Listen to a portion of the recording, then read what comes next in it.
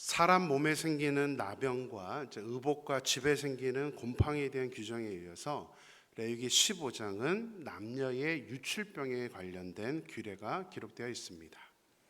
자, 유출이라는 것은 문자 그대로의 의미로는 몸 안에서 몸 밖으로 무엇인가 흘러나오는 것을 말합니다. 자, 3절 말씀 보겠습니다. 그의 유출병으로 말미암아 부정함이 이러하니 곧 그의 몸에서 흘러나오든지 그의 몸에서 흘러나오는 것이 막혔든지 부정한즉. 3절에서는 몸에서 흘러나오는 것이 막힌 경우에도 유출병이라고 판단을 했습니다. 자, 그럼 구체적으로 어떤 유출에 대해서 설명을 하고 있는지 살펴보겠습니다. 2절입니다.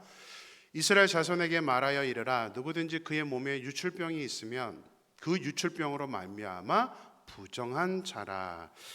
자, 이제 개역 성경은 아무래도 우리의 어떤 당시 번역을 했을 때의 보수적인 그런 마음을 담아서인지 다 말들을 원어대로 해석을 하지 않고 다 돌려서 번역을 해놨습니다. 자, 누구든지 그의 몸에 유출병이 있으면, 이것은 히브리어로 좀 더 이제 구체적으로 보면요, 누구든지로 번역한 히브리어는 이쉬라는 남자라는 단어입니다. 그래서 누구든지라고 번역하면 되지 않습니다. 누구든지가 아니라 어떤 남자든지라고 번역을 하는 것이 적합합니다. 그래서 영어 성경은 다 any man이라고 남자라고 번역을 했습니다. 그리고 그의 몸에 어딘지 모릅니다. 그의 몸에 유출이 생겼다 그렇게 번역을 했지만 히브리어 단어는 남자의 성기를 의미합니다. 그래서 그리고 유출병이라고 번역한 단어는 흐르다는 단어이긴 하지만 이제 구체적인 질병이 아니기 때문에 이 표준 세번역이 이 부분을 좀 더 정확하게 번역을 했습니다. 그래서 본문을 표준 세번역으로 보면 어떤 남자가 성기에서 고름을 흘리게 되면이라고 번역을 했습니다. 자, 이것은 유대인 랍비나 초대 교부들 또 그리고 현재도 전부 다 무엇으로 번역을 하냐면 성병으로 번역을 합니다. 그러니까 이 유출병은 성병, 특별히 이제 뭐 교부들 같은 경우는 임지를 가리킨다라고 구체적으로 이제 지명을 하기도 했습니다. 근데 지금 현재는 대부분 어떤 특정이 아니라 이제 성병을 가리켜서 전부 통틀어서 말을 합니다. 개역 성경은 정확하게 구분이 되어 있지 않지만 레위기 15장 2절부터 15절까지 설명하고 있는 유출병의 규례는 남자의 비정상적인 유출, 성병을 의미합니다. 구체적으로 어떤 이유에서 유출이 되었는지 설명을 하고 있지는 않습니다. 그러나 성병은 정상적인 부부 관계에서 발생하는 것보다는 비정상적인 그런 관계에서 일어나는 일이 많은 것이 성병의 원인입니다. 그래서 하나님은 이 병을 부정하다고 말씀하시는 것입니다. 그런데 부정한 관계로 인해 생기는 성병은 이제 혼자 그냥 부정해졌다 이걸로 끝나는 것이 않습니다. 이 성병에 걸린 사람이 눕는 침상과 그 앉았던 자리도 부정해지고 이 침상에 접촉하는 사람도 부정해진다라고 말씀을 하고 있습니다.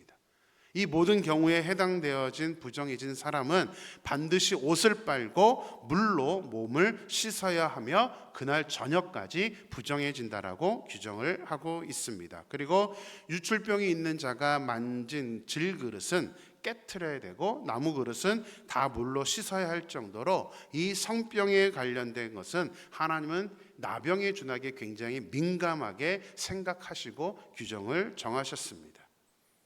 그날 저녁까지 부정해진다고 말씀을 드렸지만 사실 그걸로 끝나는 것은 아닙니다. 반드시 정결의식을 행해야 합니다. 우리 13절 말씀 보겠습니다. 13절 말씀입니다.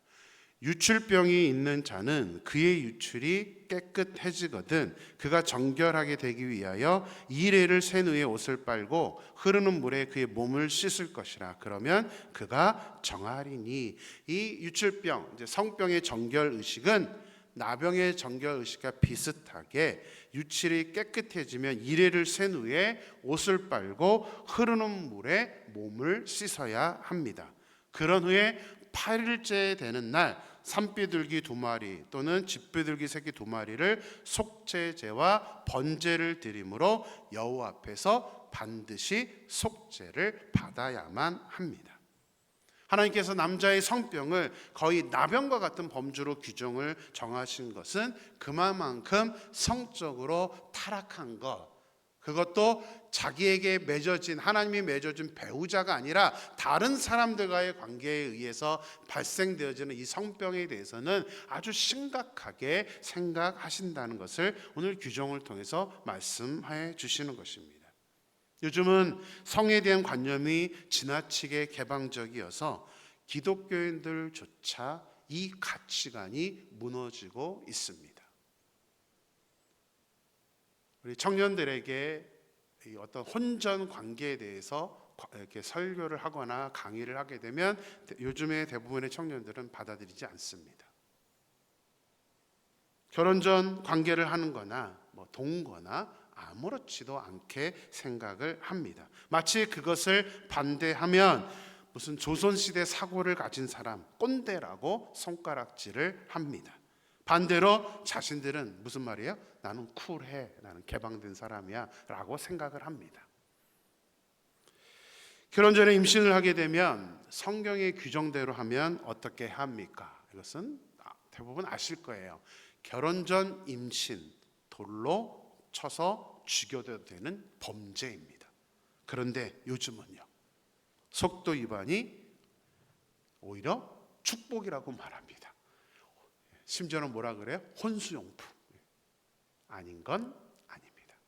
그러니까 절대로 세상이 그렇게 흘러간다고 해서 우리 기독교인들조차도 그래도 돼라고 인식해서는 안 됩니다. 분명히 하나님의 원칙은 아닙니다. 아닌 것은, 범죄라고 한 것은 우리가 범죄로 인식을 해야 되는 것이죠. 하나님의 말씀을 어기는 것은 쿨한 것이 아니라 타락이고 범죄입니다. 하나님의 자녀인 우리부터 세상의 가치, 이 세대를 본받는 것이 아니라 명확하게 하나님의 말씀을 따를 수 있게 되기를 주님의 이름으로 축원합니다.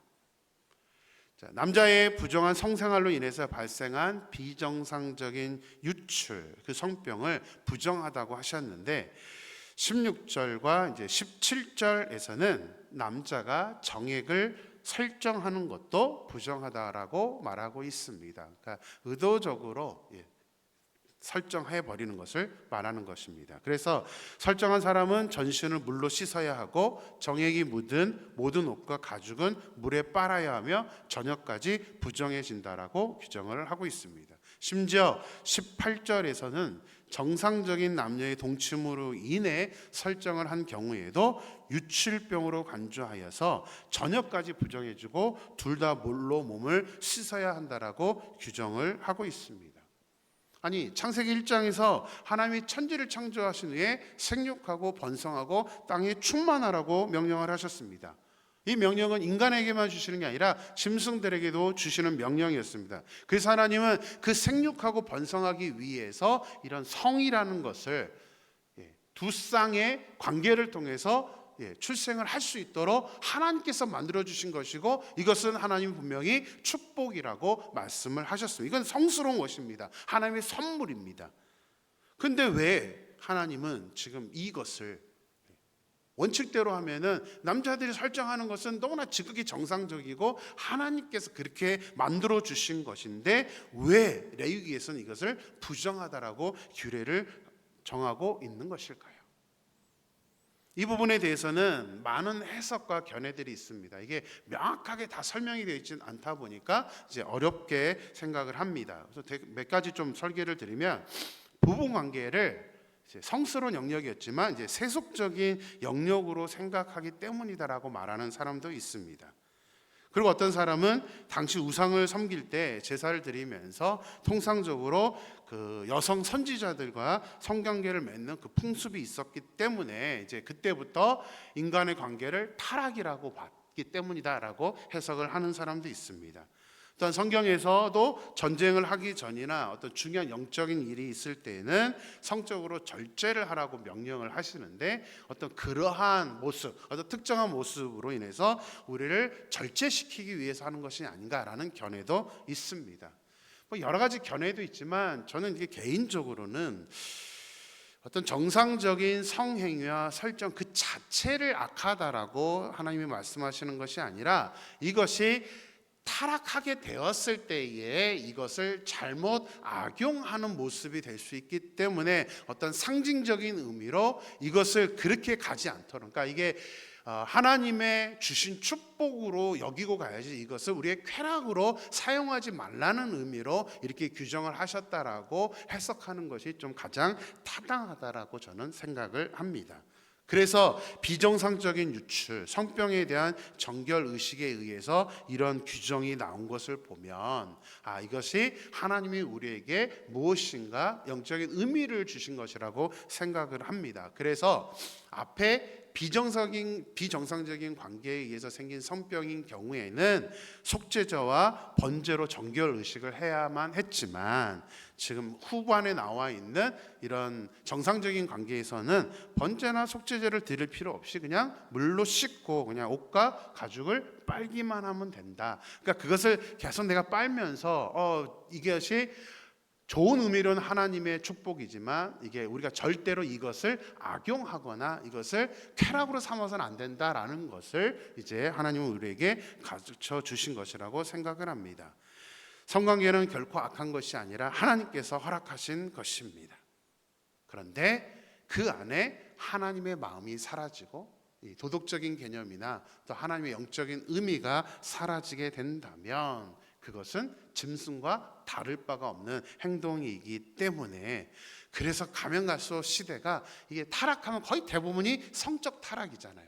그러니까 그것을 우리는 인식해서 우리 부부와의 관계만 우리가 생각하면서 절대 다른 어떠한 그런 타락의 모습이 나오지 아니하도록, 쾌락으로 가지 아니하도록 우리가 이 하나님의 원칙들을 온전히 이해할 수 있었으면 좋겠습니다. 그래서 정상적인 부부가 되기 전에, 혼전에, 아무리 이제 배우자라 할지라도 혼전의 관계가 되는 것이 결국은 하나님께 범죄하는 일이라는 것을 우리가 인식하여서 이 원칙을 온전히 우리가 알 수 있게 되기를 소망합니다. 하나님께서 이렇게 정하신 영적인 의미를 알고 우리가 온전히 하나님이 기뻐하시는 모습으로 살아갈 수 있는 저 여러분이 되기를 주님의 이름으로 축원합니다. 기도하겠습니다. 하나님, 오늘도 새날을 주시고 말씀으로 하루 시작하심에 할 수 있도록 인도해 주심에 감사합니다. 하나님, 오늘은 이제 성적인 어떤 성병과 성적인 관계에서의 규정들에 대해서 말씀하고 있습니다.